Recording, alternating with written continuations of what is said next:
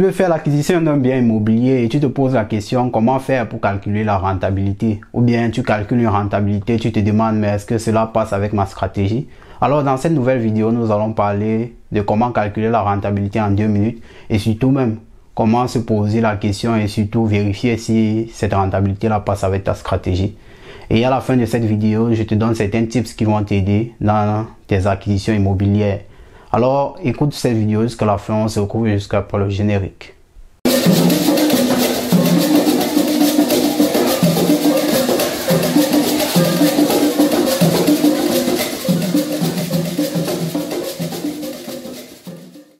Bonjour ou bonsoir en fonction de l'heure à laquelle vous écoutez cette vidéo. Oui, moi c'est Fran de la chaîne Immo Investor en Allemagne. Alors, dans cette chaîne, nous parlons des thématiques autour de l'investissement immobilier en Allemagne et surtout même comment investir dans l'immobilier et quels sont les risques liés à cet investissement-là. Si tu es intéressé par cette thématique, je t'invite à t'abonner à la chaîne et surtout à partager à tous ceux-là que ça peut aider car comme on le dit dans la chaîne, l'information c'est la clé. Alors, nous voulons souhaiter aussi une bonne fête de la femme à toutes les femmes qui sont abonnées à la chaîne et même au-delà car c'est votre mois, le mois de la femme. Alors, bienvenue à cet exposé que nous allons faire de manière concrète, calculer la rentabilité d'un bien immobilier. Alors, pour cette vidéo, j'ai choisi ImmoScout comme site de recherche pour le bien immobilier. Et mon dévolu s'est versé sur la ville de Ludwigshafen. Ça veut dire que pour ceux-là qui vivent à Ludwigshafen, ils peuvent se servir de cette vidéo pour pouvoir calculer de manière concrète la rentabilité de leur bien immobilier. Alors ici, il faut le dire, il y a certains éléments qu'il faut prendre en compte dans la calculation de la rentabilité, ça veut dire le prix d'achat et le loyer. Alors pour tous ceux-là qui cherchent par exemple des biens et n'ont pas par exemple accès au prix du loyer actuel, vous pouvez simplement vous référer par exemple au Mietspiegel de la ville qui est ici un élément qui est clé. Ça veut dire que le Mietspiegel vous donne exactement ou bien la moyenne du prix de la zone ou bien du prix de la rue où vous voulez acheter un bien immobilier, et de là vous pouvez vous référer à cela pour calculer le prix ou bien le loyer de votre bien que vous voulez acquérir. Mais pour cet exemple, nous avons par exemple un bien immobilier où la firme en question ou bien le propriétaire en question a mis les informations pour aider ceux-là qui veulent investir dans ce bien immobilier. Ça veut dire qu'il a déjà mis le prix d'achat, bien évidemment le Hausgeld qui est ici un élément qui n'a encore pas entré dans la rentabilité parce que le Hausgeld c'est l'argent pour l'entretien du bien, ça veut dire l'entretien de l'appartement.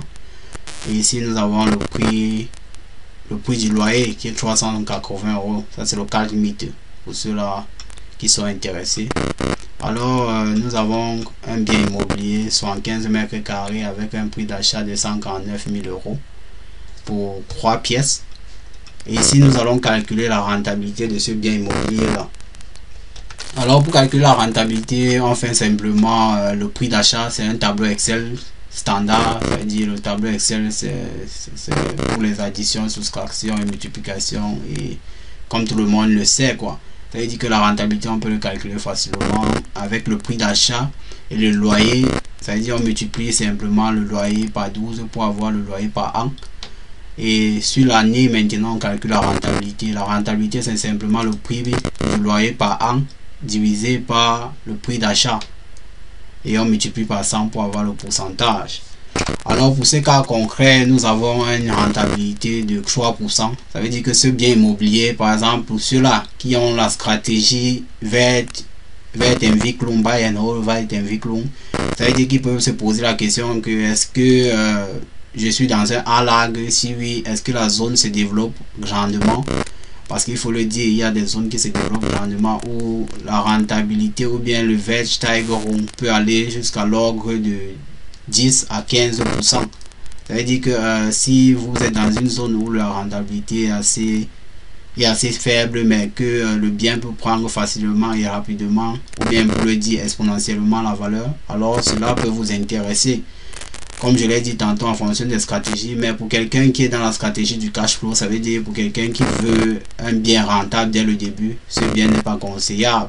Parce qu'il faut le dire, la rentabilité de 3%, ça veut dire que vous êtes déjà en deçà les crédits que la banque va vous demander. Parce qu'on a un exemple concret, la banque par exemple pour le Tilgoum demande minimum 2%. Ça veut dire que vous avez un Tilgoum de minimum 2% et les TINS peuvent varier. Mais les TINS, pour ceux-là qui sont intéressés présentement, les TINS sont encore augmentés. Les TINS sont les taux d'intérêt. Ça veut dire que présentement nous avons une augmentation des taux d'intérêt. Les crédits qu'il y a de cela, 1 ou 4 mois, s'obtenaient avec un taux d'intérêt bas de 1%. De nos jours sont déjà dans l'ordre de 2%. Alors il faut le dire, si on prend un exemple par exemple d'un TINS de 2%, ça veut dire que la somme déjà vous donne un minimum de 4%. Ça c'est dans le best case.